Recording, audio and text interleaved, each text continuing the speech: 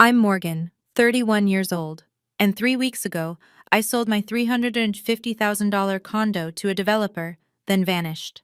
79 missed calls, 47 text messages, an email from my mother with the subject line, "What have you done?"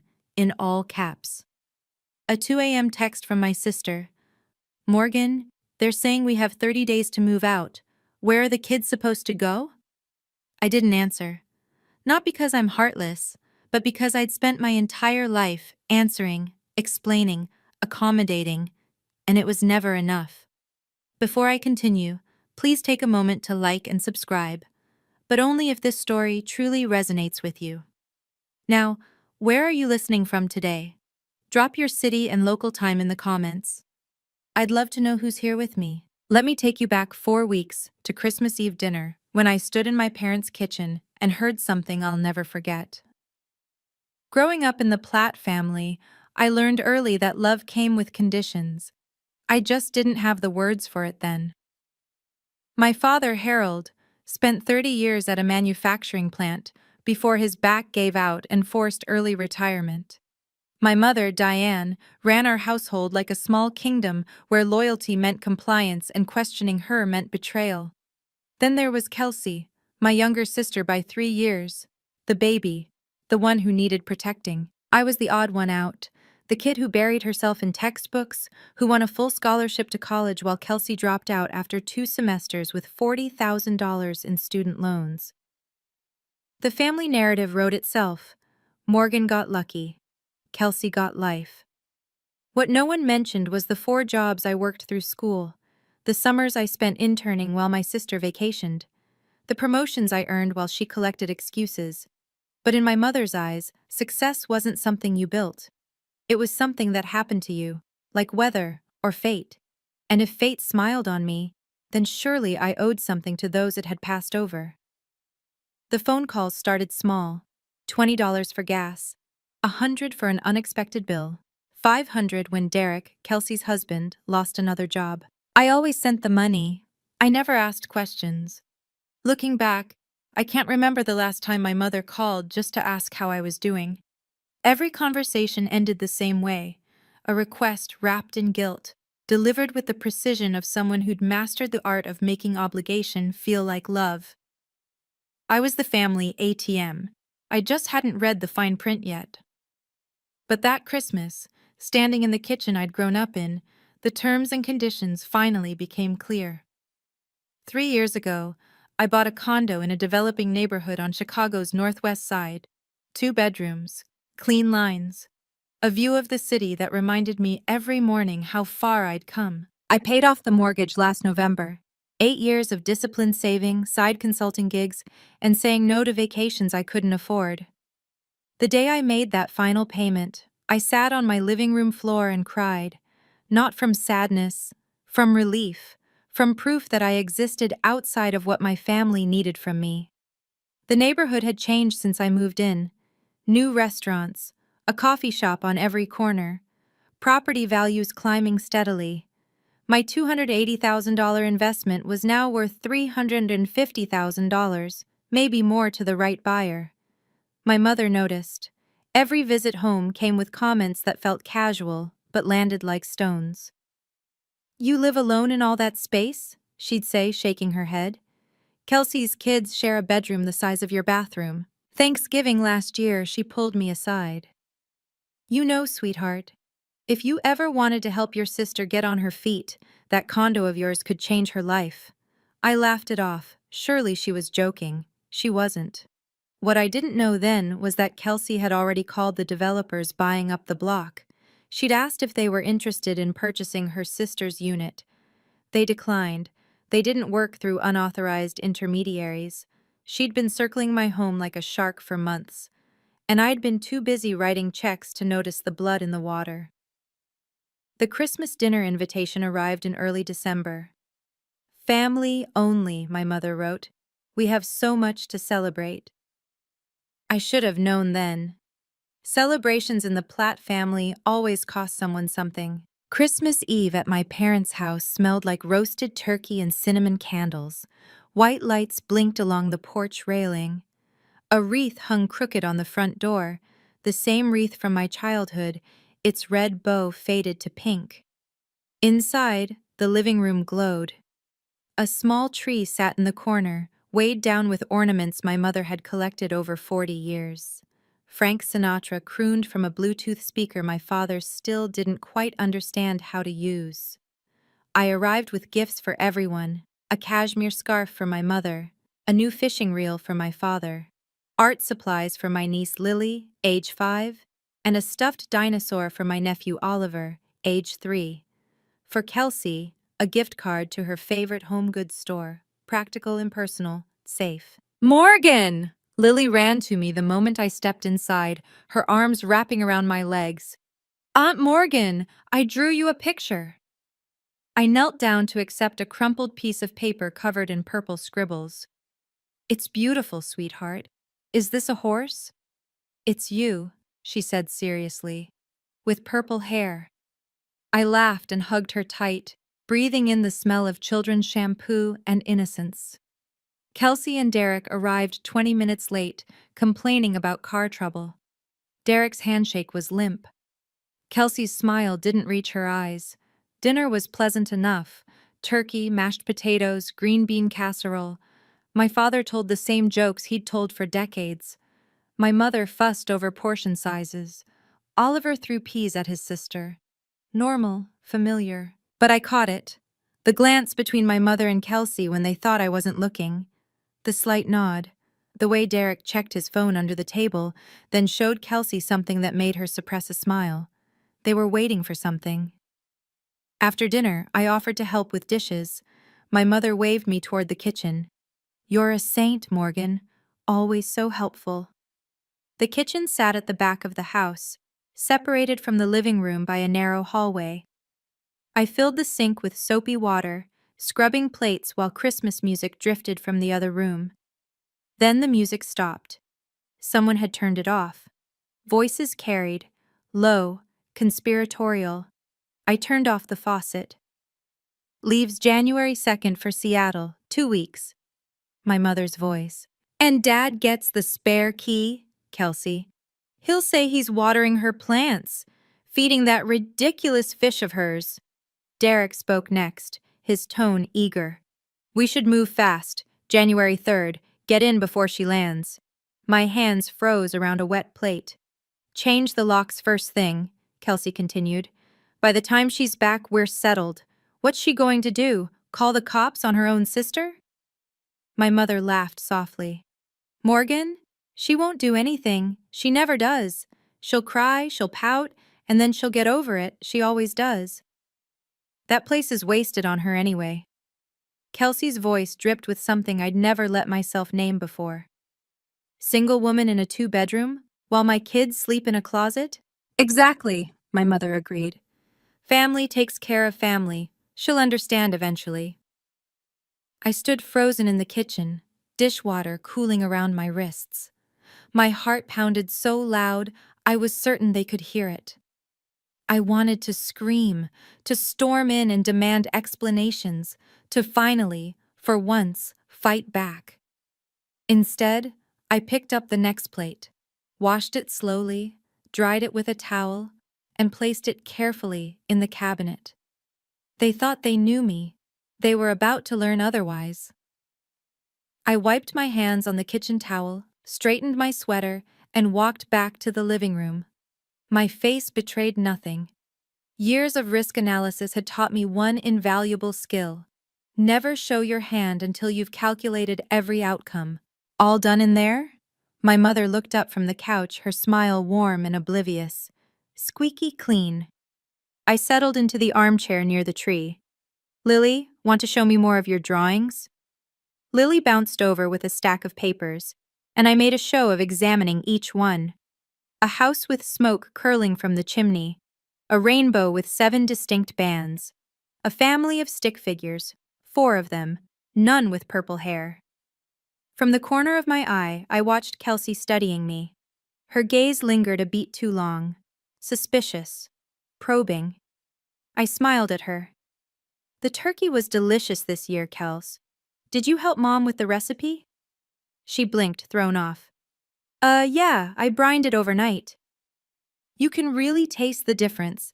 My mother beamed. Crisis averted. Normal restored. But nothing was normal. Not anymore. I looked at them.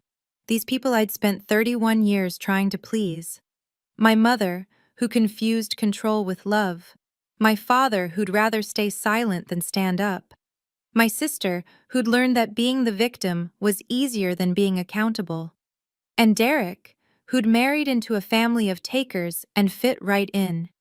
They had always seen my kindness as weakness, my silence as permission. They were wrong. By the way, I said casually, I'm meeting with my lawyer next week, just some paperwork. My mother barely glanced up. That's nice, dear.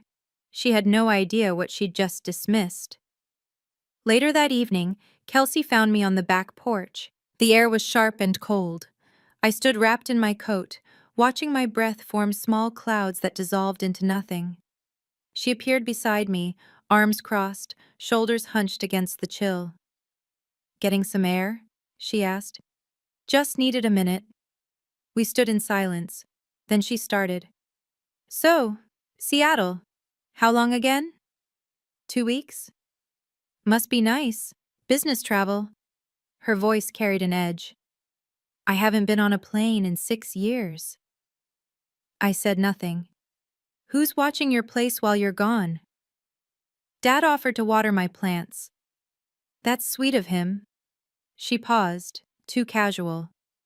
Your neighborhood's really changing, huh? I drove by last month. Saw all those for sale signs. My pulse quickened, but I kept my voice even. Developers buying up the block. They want to build something new. Anyone make you an offer? I turned to look at her. Really look. The envy she'd spent years disguising as concern.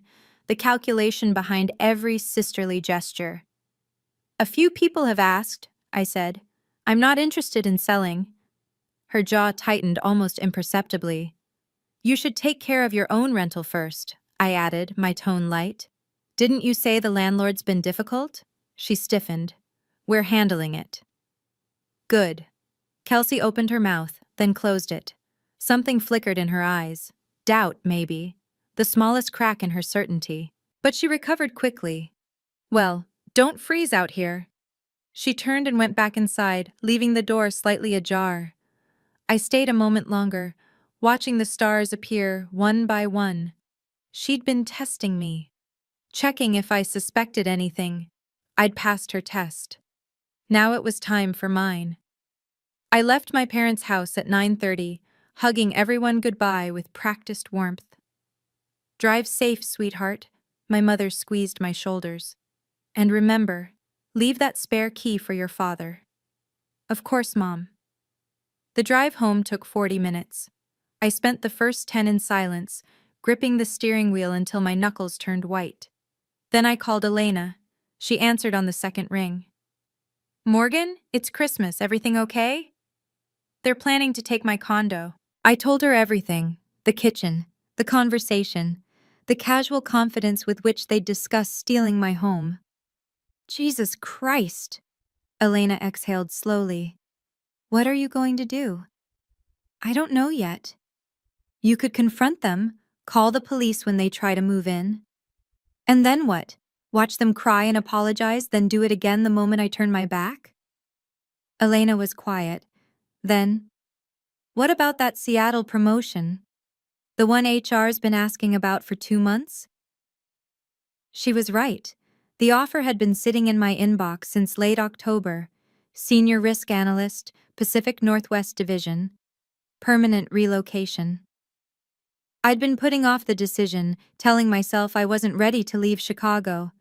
But what was I staying for? I've also been getting calls from developers, I said slowly. They want to buy the whole block, my unit included. Morgan, are you thinking what I think you're thinking? I merged onto the highway, the city lights stretching before me. I've spent 31 years being the person they wanted me to be. Maybe it's time to figure out who I actually am. After we hung up, I typed a message to Marcus Webb, my real estate attorney. Marcus, I need to meet you on the 26th. It's urgent. I want to discuss all my options, including selling. The reply came within minutes. I'll clear my schedule. Marcus Webb's office sat on the 14th floor of a glass tower downtown. The day after Christmas, the building was nearly empty. Morgan. He gestures to a leather chair. Your message sounded serious. I told him everything. The kitchen conversation, the plan to move in while I was gone, the spare key my father would use. When I finished, Marcus leaned back. Let me make sure I understand. They plan to squat in your condo and present it as a done deal when you return? Yes. And you want to know your options? All of them. Marcus nodded. Option 1. Wait until they trespass, then call the police. They'd be removed, but they'd claim I gave verbal permission. It becomes my word against theirs. Exactly. Civil court. 3 to 6 months minimum. During that time, they could stay while the case drags on. And I'd be the sister who called the cops on her family. Marcus raised an eyebrow. That matters to you? I thought about Aunt Patricia, about the family grapevine, about how quickly Morgan kicked out Kelsey's children would spread. It's not about what they think of me, I said slowly. It's about the energy I'd spend fighting them. Every holiday, every family gathering, the battle would never end. Option 2, Marcus continued. You sell. The new owner handles eviction. You're not the villain. You're just someone who sold their property. The developers buying the block, are they still interested? Robert Smith? Very. He needs your unit to complete the project. I stared out the window at the gray Chicago sky. If I sold to him, I said, anyone living there would have to leave. Standard 30-day notice, non-negotiable with demolition permits. For the first time in days, I could breathe. Set up a meeting. Robert Smith was a pragmatic man with steel gray eyes and a handshake that meant business. We met in Marcus's conference room 2 days later. Robert slid a folder across the table. Ms. Platt, I'm prepared to offer 18% above market value. Cash. Closing in 10 business days. The number made my breath catch. Why the rush? My construction loan locks in on the 15th. After that, the bank adjusts terms unfavorably. I need all units by then. Marcus leaned forward. What about current occupants? Standard procedure. 30-day notice to vacate after closing. Demolition permits don't allow exceptions. I studied the contract. Then I looked up. I should be honest with you. I've been considering selling for a while since I received a job offer in Seattle 2 months ago. I was hesitant because this place meant something to me. Robert nodded, unsurprised.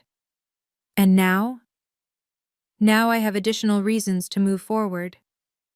The family situation Marcus mentioned. Yes.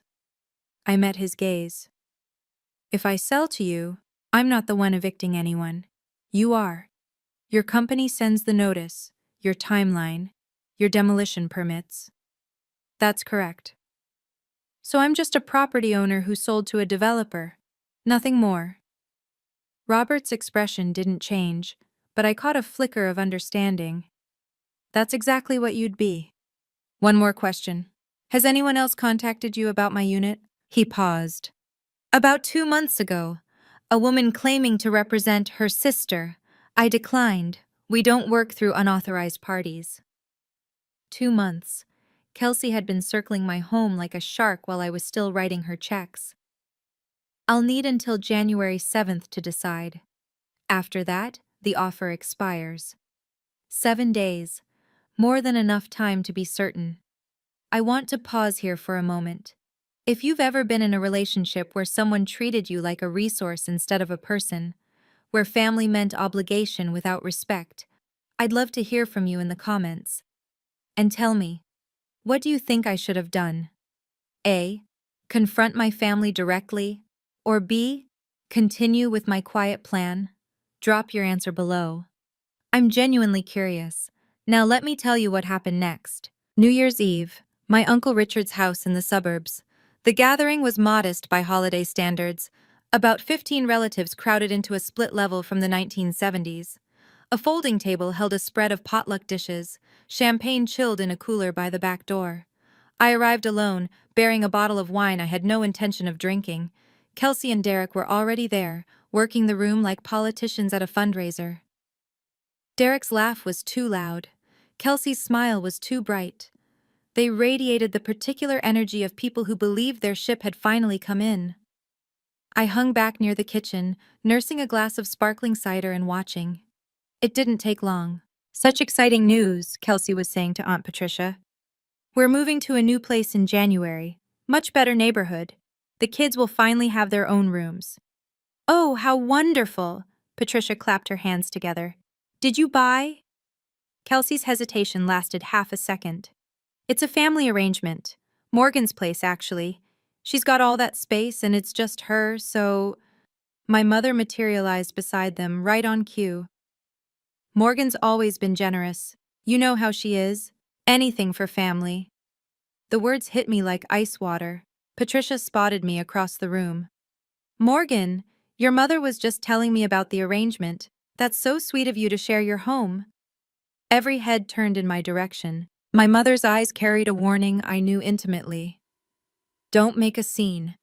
Kelsey's expression dared me to contradict her. I felt the weight of their expectation, the assumption that I would fold, as I always had. Instead, I smiled. "Family helps family," I said simply. "That's what the Platts do, right?" My mother's shoulders relaxed. Kelsey exhaled. They thought they'd won. They had no idea what family really meant to me anymore. Aunt Patricia cornered me by the dessert table 20 minutes later. She was my mother's older sister, a woman who collected gossip like some people collected stamps. Her eyes sparkled with the particular gleam of someone about to pry. "Morgan, honey," she gripped my elbow. "Come talk to me." I let her guide me to a quiet corner near the stairs. "So," she began, her voice dropping to a conspiratorial whisper, "your mother told me everything about letting Kelsey move in." "Did she?" "You're such a good sister. Not everyone would do that, you know, give up their own home." "I'm not giving it up," I said carefully. "It's more of a transition." "Still," Patricia shook her head, "with everything Kelsey's been through, those precious children, and that husband of hers," she lowered her voice further. "Between you and me, I don't think Derek will ever amount to much." I said nothing. "Your mother said you agreed to this weeks ago. Said it was your idea, even." There it was, the lie, spreading through the family like wildfire. By the time I returned from Seattle, the narrative would be set in stone, generous Morgan finally doing her duty. "Aunt Patricia," I said, "I appreciate your concern. But what happens with my condo is between me and my immediate family." Her face flickered. Surprise, then a flash of irritation at being shut out. "Of course, dear, of course." She patted my arm. "I just want you to know, we all think you're doing the right thing." I smiled, though it didn't reach my eyes. The right thing. They'd been telling me what the right thing was my entire life. I was about to show them what it actually looked like. Midnight approached. Somewhere in the house, someone started counting down. New Year's Eve, 11:58 p.m. I sat alone in my condo, laptop open, the city glittering beneath my windows. Fireworks would start soon, celebrations for people who believed in fresh starts. 2 emails waited on my screen. The first, Marcus's final paperwork, Robert Smith's offer, 10 days to closing. 30 days after that, demolition. The second, HR's confirmation of the Seattle transfer, Senior Risk Analyst, Pacific Northwest Division. Start date January 20th, permanent relocation. I'd been afraid to accept either for months. Afraid of what leaving meant. Afraid of being selfish. But what was I holding on to? I looked around the condo, my furniture, my view, my proof that I could build something alone. They'd already taken it from me. Not physically, not yet, but in their minds, this place had never been mine. It was always just something I was keeping warm until they decided to claim it. Even if I fought them off this time, they'd try again. Next year, the year after. Every family gathering would be a negotiation, every phone call a prelude to another scheme. This condo would always be their target, and I would always be their ATM, unless I removed myself from the equation entirely. I opened the HR email first, typed my acceptance, hit send. Then I opened Marcus's document. The clock on my laptop struck midnight. Outside, fireworks exploded across the sky. I signed. Not because I wanted revenge, not because I hated them, because I finally loved myself enough to stop sacrificing my future for people who only saw me as a resource. I'm not selling because of them, I whispered to the empty room. I'm selling because I'm finally ready to leave. The document uploaded, the deal was done. Happy New Year. This one would be different. January 2nd, O'Hare Airport. I boarded my flight to Seattle with one carry-on and a laptop bag. Everything else I needed would follow, or wouldn't. Material possessions had started to feel less important. Before takeoff, I called my father. Morgan. His voice was gruff, distracted. You at the airport? Just about to take off. You have the spare key, right? Got it yesterday. A pause. You need me to do anything specific? Just water the plants, feed Blueberry. Blueberry was my betta fish, a small blue creature who'd kept me company through 3 years of solitary dinners. Will do. I almost asked him, almost said, Dad, do you know what they're planning? Do you care? But I already knew the answer. Harold Platt had spent 58 years avoiding confrontation. He wasn't going to start now. Safe travels, he said, and hung up. The flight took 4 hours. I spent most of it staring out the window, watching the country scroll beneath me like a map being refolded. On January 3rd, my phone buzzed with an Instagram notification. Kelsey had posted a story. The image showed my living room, my couch, my bookshelf, my view of the Chicago skyline. Boxes were stacked in the corner. Oliver's stuffed dinosaur sat on my coffee table. The caption read, New chapter, new home, blessed. My throat tightened, but not from sadness, from the cold clarity of seeing exactly who my sister was. More photos followed throughout the day. Derek installing a new lock on my front door. Lily's drawings taped to my refrigerator. Kelsey posing in my kitchen, a glass of wine in her hand. They were making themselves at home. They had no idea they were decorating a demolition site. January 10th, Seattle. I sat in a coffee shop 3 blocks from my new office, laptop open, watching the rain trace patterns down the window. The barista had spelled my name wrong on my cup, Morgan, but I didn't mind. Here, I could be anyone. My phone buzzed. Marcus Webb. It's done, he said. Closing complete. Funds have been transferred to your account. I looked at the number on my banking app. More money than I'd ever had at one time. Enough to start over. Enough to never look back. And the notification timeline? Robert's team will post the demolition notice within 7 to 10 days, standard 30-day vacate period after that. Thank you, Marcus. Morgan. His voice softened. Are you sure about this? Once that notice goes up, there's no taking it back. I thought about Kelsey's Instagram stories. About my mother's confident assurance that I would get over it. About my father, who had handed over my key without a single question. I'm sure. All right then, he paused. For what it's worth, I think you're doing the right thing. We hung up. I closed my laptop and wrapped my hands around my coffee cup, letting the warmth seep into my fingers. Outside, Seattle went about its gray, rainy business. Strangers walking dogs, couples sharing umbrellas, people living lives that had nothing to do with mine. I felt strange. Not triumphant, not vindictive, just light. Like I'd set down a weight I'd been carrying so long I'd forgotten it wasn't part of me. My phone buzzed again. A text from Elena. How are you holding up? I typed back. Better than I expected. The notice goes out soon. Are you ready for what comes next? I watched the rain fall. I've been ready for years. January 18th. I was in a morning meeting when my phone started vibrating. Once, twice, a third time. I silenced it and focused on the presentation. By lunch, I had 17 missed calls. The first voicemail was from my mother. Morgan Elizabeth Platt, you call me back right now. What have you done? What have you done?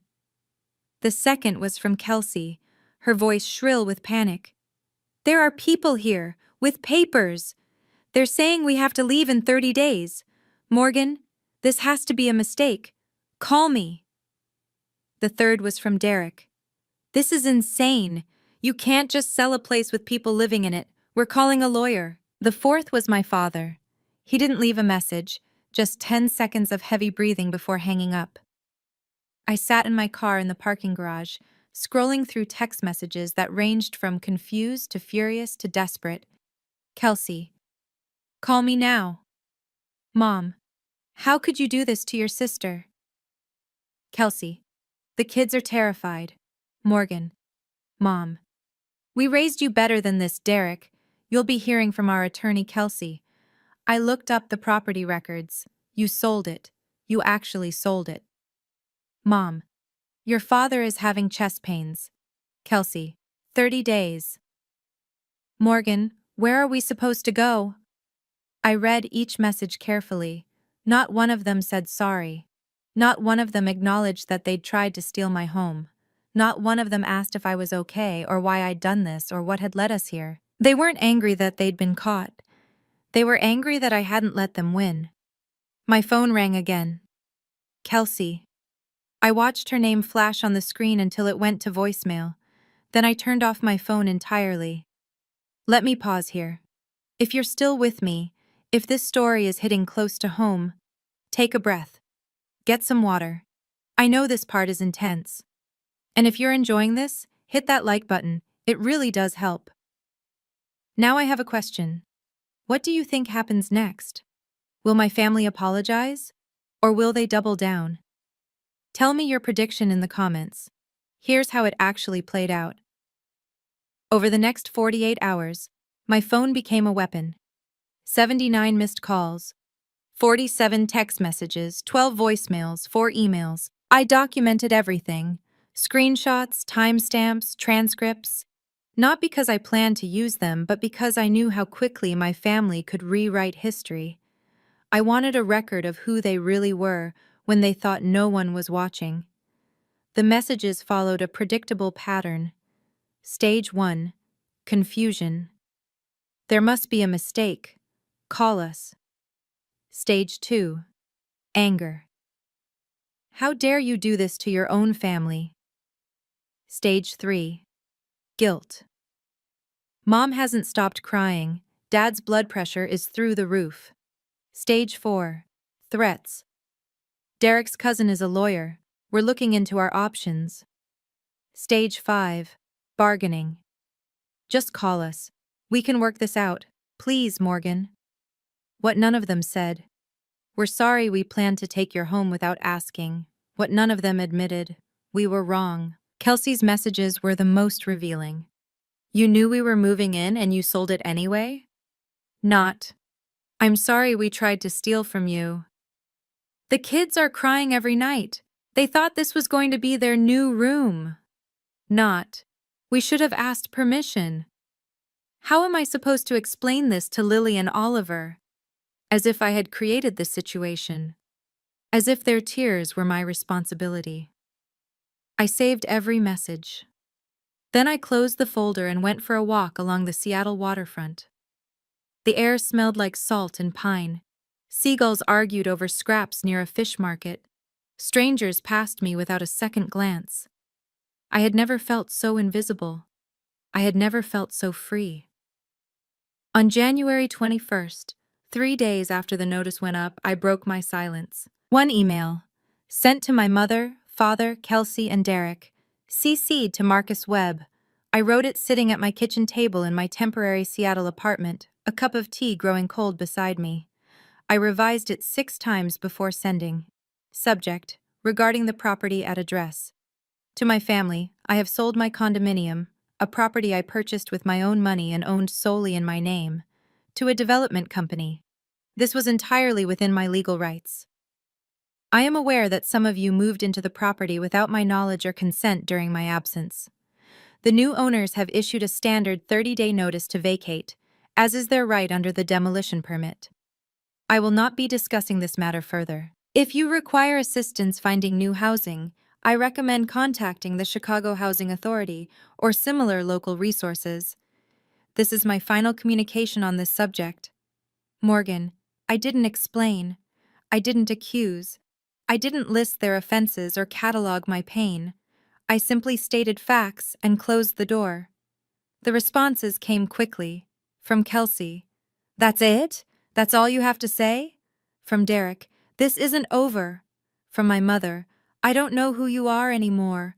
The daughter I raised would never be so cruel." I read each one, then archived them. My mother's words should have hurt. Maybe in another life they would have. But something had shifted inside me, a door closing, a lock turning.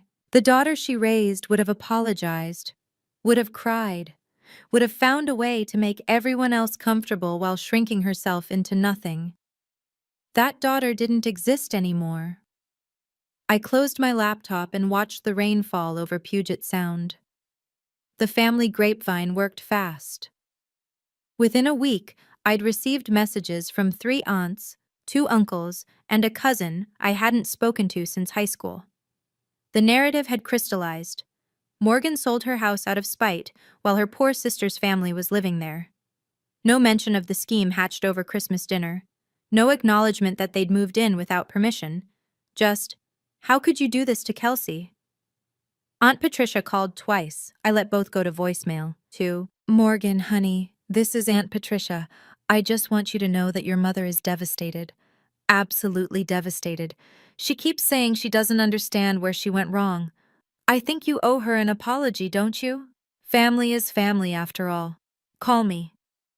I deleted the message. Some relatives simply stopped speaking to me. I could see the blocked notifications, the unanswered friend requests, the social media silence. I was being erased from the family story, written out like a character who'd outlived her usefulness. But not everyone followed the script. A text arrived from Great Aunt Dorothy, my grandmother's younger sister. She was 83 and had always been the family's quiet observer. "Morgan, I don't know the whole story and I won't ask, but I've watched you take care of that family for years while they took from you. Whatever happened, I trust you had your reasons. I'm proud of you." I read the message 3 times. Then I cried. Not from sadness, but from the overwhelming relief of being seen. One person in my entire family understood. I typed back, "Thank you, Aunt Dorothy. That means more than you know." Her reply came immediately. "Sometimes the bravest thing you can do is walk away. Stay strong, sweetheart." I saved that message in a separate folder, for the hard days ahead. The 30-day deadline arrived on February 17th. I learned the details secondhand, through Elena, who'd heard from a mutual acquaintance still connected to Chicago gossip. Kelsey and Derek had nowhere to go. Derek's parents, estranged for years over money he'd borrowed and never repaid, declined to help. His brother's apartment was too small. Friends suddenly remembered prior commitments. In the end, they moved into my parents' house. 3 bedrooms, 6 people. My mother's carefully controlled kingdom overrun with toy trucks, sippy cups, and a son-in-law she'd always secretly despised. "Diane's losing her mind," Elena reported during one of our calls. Apparently she didn't realize helping Kelsey meant living with Kelsey. "How are the kids?" "Kids are fine. Kids are resilient. It's the adults who are struggling." I felt a twist of something in my chest. Guilt, maybe. Or its ghost. "They made their choices," Elena added gently. "You're not responsible for the consequences." "I know. Do you, though?" I was quiet for a moment. "I'm working on it." A week later, I saw a social media post from Kelsey. No pictures this time, just text. "Sometimes the people you trust the most let you down the hardest. But we're survivors. We'll get through this." The comments were full of sympathy, heart emojis and prayer hands, promises that karma would handle whoever did this. I was the villain of her story now, the cruel sister who'd abandoned her family. The same day, I received one more message. From my father. I'm sorry. Just 2 words. No explanation. No context. I stared at them for a long time, trying to decode their meaning. Was he sorry for what he'd done? For what he'd allowed? For the family I'd lost? Or the one he was stuck with? I saved the message, but I didn't reply. Spring arrived in Seattle like a whispered promise. I found a permanent apartment near Green Lake, a small studio with big windows and a view of cherry blossoms. The landlord was a retired teacher named Gloria, who asked no personal questions and always had cookies in the lobby. My new job was demanding but fulfilling. I analyzed risks for a living, and for the first time, I was applying those skills to my own life. Calculating the cost of relationships, measuring the return on emotional investments. The math wasn't complicated. I donated most of my Chicago furniture to a women's shelter. The money from the condo sale went into diversified accounts, retirement funds, emergency savings, and a small contribution to a scholarship program for first-generation college students. The Morgan Platt Fund, I called it privately. Nobody else needed to know. Elena flew out for a weekend in April. We sat on my tiny balcony, wrapped in blankets, watching the sunset paint the mountains pink and gold. You seem different, she said. How so? Lighter. Like you finally put something down. I thought about that. I think I did. Any regrets? The question hung in the air between us. Sometimes I miss who I thought they were, I admitted. The family I imagined I had, but I don't miss who they actually were. Elena nodded slowly. That makes sense. I used to think home was a place, I continued. Then I thought it was people. Now I think... I paused, searching for the right words. Maybe home is just the place where nobody's allowed to take pieces of you. She reached over and squeezed my hand. You're going to be okay, Morgan. I looked at the mountains, at the sky, at the life spreading out before me like an unwritten map. Yeah, I said. I think I am. 6 months later, my phone buzzed with an unexpected notification. A text from Kelsey. The first direct contact since my email in January. I almost deleted it unread. But something, curiosity maybe, or the ghost of sisterly feeling, made me open it. Morgan. I know you probably don't want to hear from me. I don't blame you if you delete this, but I wanted you to know. I got a full-time job. Derek and I found an apartment. We moved out of Mom and Dad's last month. I'm not asking for anything. I've been thinking a lot. About everything.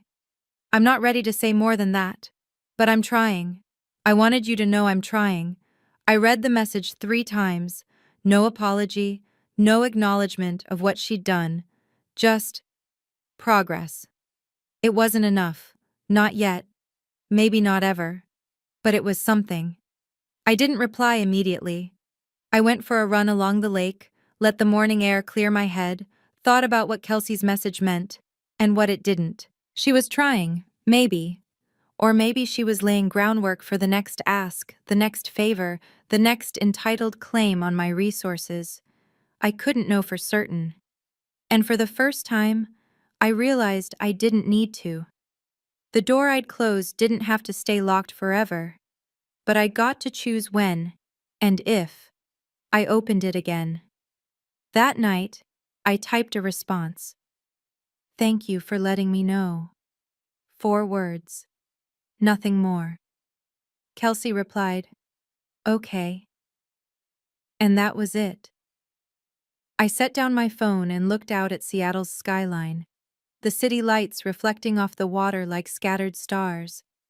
I didn't know what the future held, but for the first time in my life, that future was mine to decide.